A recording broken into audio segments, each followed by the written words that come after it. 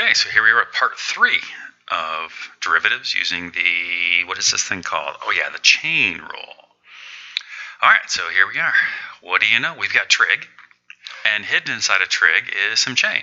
Now, it's a little bit easier to see the chain rule here if you write this a little more precisely. So if we were to write it with those parentheses, it's a little bit easier to see that this is the sign of 2x, which means that in terms of the chain rule, this is the outside function, and then this is the inside function, right? And so if you want to think of this in terms of f's and g's, this is the f and this is the g, and then we know that dy dx, according to the chain rule, is going to be f prime of g of x multiplied by g prime of x, right? And so if g of x is 2x, then our g prime of x is just 2. And if f of u is the sine of u, then f prime of u, the derivative, will be the cosine of u. Okay? So then putting all this together in terms of this mess up here, we get then that our dy dx, our derivative of y with respect to x, is going to be the cosine of u, but u is our g of x, so the cosine of 2x, multiplied by the derivative of g, which is just 2. And just to make that a little more clear and to remove the possibility of screwing this thing up by somehow making that become a 4x in there somehow, we're going to move that 2 out in front and say this is 2 times the cosine of 2x. So our dy dx, our derivative, is cosine 2x.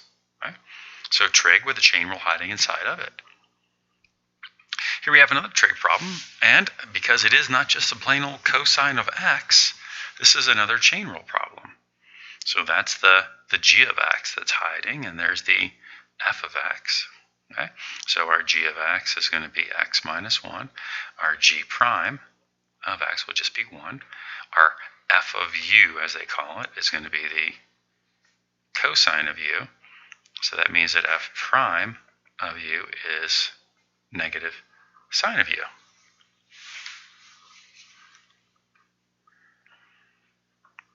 All right, so now that I got all this, I can put it together. I got the chain rule. I'm working on memorizing the chain rule. I got it pretty much memorized. So then we can say that dy dx is going to be f prime, so that's negative sine of u, but u is our g of x, so that's x minus 1. And then multiply this by g prime, which in this case is just 1. And so we get then that our y prime, because I know some people like that, is the sine of x minus 1. Okay. So what I'm doing is I'm just doing lots and lots and lots and lots of practice, because the only way to learn this thing is to practice. Okay. Here we go again. Another trig problem, and it would be better if we wrote it like this. It'd be easier to see the chain rule. Okay? Here's the inside function. The g, there's the outside, there's the f. So then our dy dx is going to be secant squared of 3x multiplied by the derivative of 3x, which is 3. Or 3 secant squared 3x dy dx.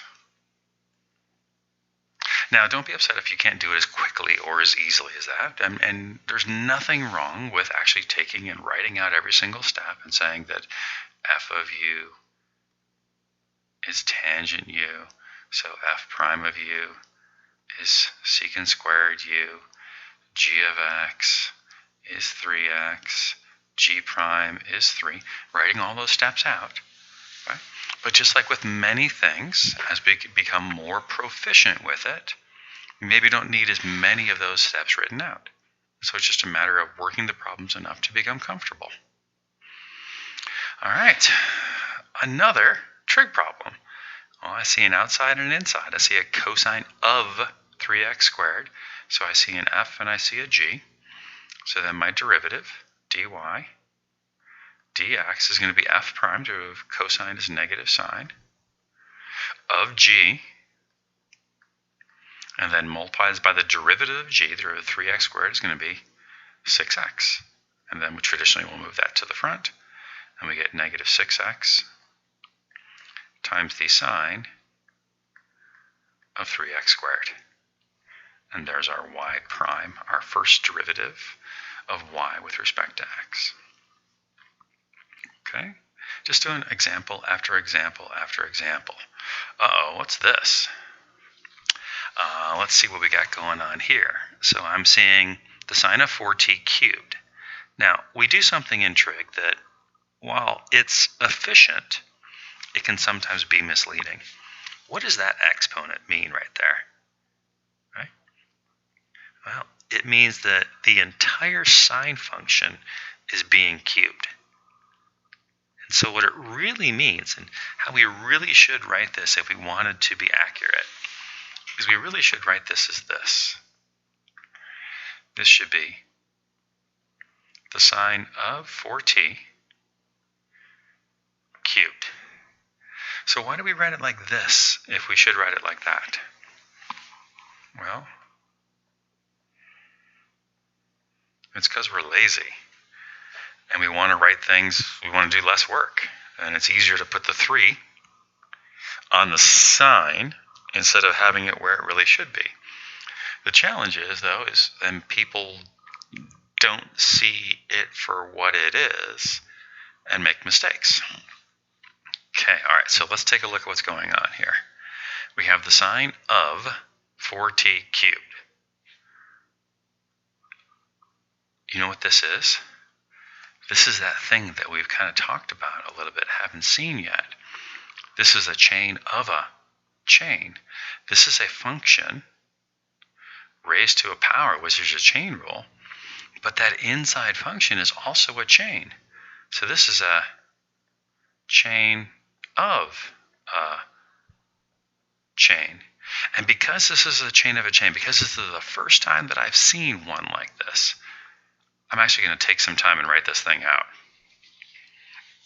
All right, so what's going on here? Well, this is the inside function, so that's g. This is the outside function, so that's our n. Right? And so what we're looking at here is we're looking at a g of t, essentially, raised to the nth.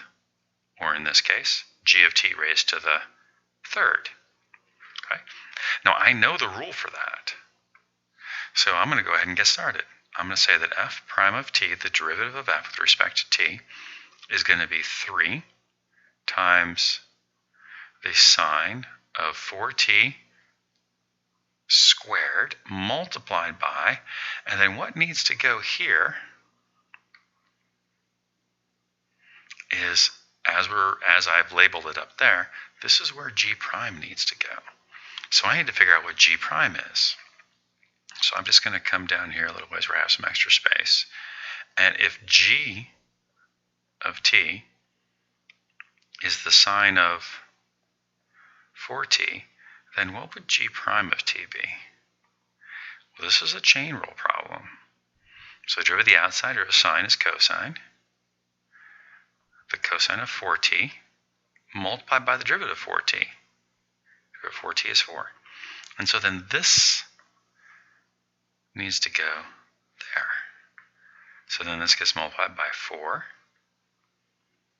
cosine of 4t.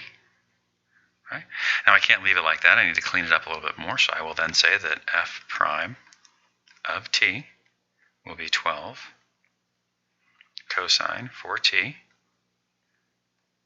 sine squared 4t.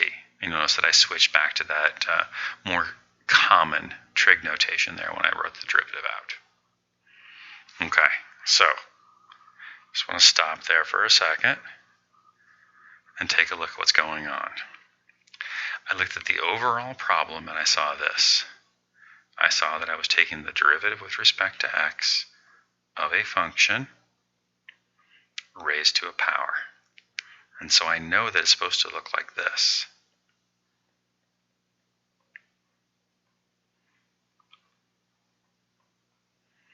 That's going to be my derivative. My dy dx will be that. Okay? So if y is g of x raised to the n, dy dx is n times g of x to the n minus 1 times g of x. I'm sorry, times g prime of x. Okay? There's my n. There's my g. There's my n minus 1. So what's this? Well, that's the derivative of the inside of those parentheses in that power. And so to take the sine of 4t, I needed the chain rule again. Okay? So I take that chain rule down here, found g prime, plugged it in, cleaned it up, wrote my answer. All right, so let's look at this one now. It looks like we have the sine is our outside function. Cotangent is our inside function. So I know that my dy dx is going to be f prime of g times g prime. You'll notice I'm starting to use a little more shorthand notation as I get more comfortable with this. Okay? So then dy dx is going to be f prime derivative of sine is cosine of g cotangent x multiplied by g prime. Derivative cotangent is negative, cotangent is negative cosecant squared x. And then this is kind of wonky to leave it like this, so I'm going to not leave it like this and move that out into the front, and that's going to give me then that dy dx is negative cosecant squared x times the cosine of the cotangent of x. And I don't think there's anything more I can do with that. I got a lot of c's there, but none of them are the same trig, so I can't put any of that together. Okay? All right, moving along. What do we have here? We have e raised to the sine x. Okay, so what I'm looking at here is I'm looking at trying to take the derivative of e to a g of x. And the derivative of e to the g of x is going to be e to the g times g prime. It's chain rule. Okay? But because the outside function is e to the, and the derivative of e to the is just e to the, so it actually simplifies down rather nicely. Right? You'll probably see it if you look up like derivative rules somewhere. They'll probably have it written like this. The derivative of e to the u is e to the u times u prime. So whether you use the g or the u, it doesn't matter. It's e to the times the prime. Right? So this is our g. So that means that our f prime of x is going to be e to the sine x times cosine x, or if you prefer, cosine x e to the sine x. I'm not sure which one I like better. I think I would wrap it up in parentheses like this so that it doesn't accidentally somehow get that e into the argument of the cosine. Something like that. Right. I think, all right. Wow, we got a lot going on here. First thing I'm going to do is I'm going to rewrite this so that it looks cleaner. This is a 5 times the quantity, the cosine, pi t cubed. Now I am not worried at all about this 5 because that's just the coefficient, and I know that the rule says just take that coefficient out in front and drag it along into the derivative. But I'm seeing here something I saw before. That's a chain of a chain. That's a function raised to a power. Okay, so this would be the g of x in that definition, or in this case g of t, and this would be the n. But in order to get g prime, we're going to have to use chain rule again. Right? So then g prime of t is going to be 5 because the 5 just goes along, times 3 from the old exponent, times the cosine of pi t squared, and where'd the squared come from? The old exponent reduced by 1, times, and now I have to do the derivative of that cosine function. The derivative of cosine is negative sine of pi of t times pi. Where did that times pi come from? Well, since cosine pi t is a composite function in itself, then when we're taking that derivative of the cosine part of it, it's derivative of the outside gave us negative sine of the inside, there's the pi t, and then times the derivative of the inside, well, derivative of pi t with respect to t is pi. Now I got to clean all that up. And so I get g prime of t is equal to 15 pi cosine pi t squared. I'm going to move the negative out in front. Sine pi t, or maybe if you'd prefer, we could write it as g prime of t is negative 15 pi sine pi t cosine squared pi t. And maybe I'll move this around just to make it a little more clear that it's a negative 15 pi t. And there's our derivative. Whew. Chain of a chain. All right, that brings us to the end of the examples I have. The next video will start with the derivative of natural logarithmic functions. And so I'll end this one here. We'll come back for that.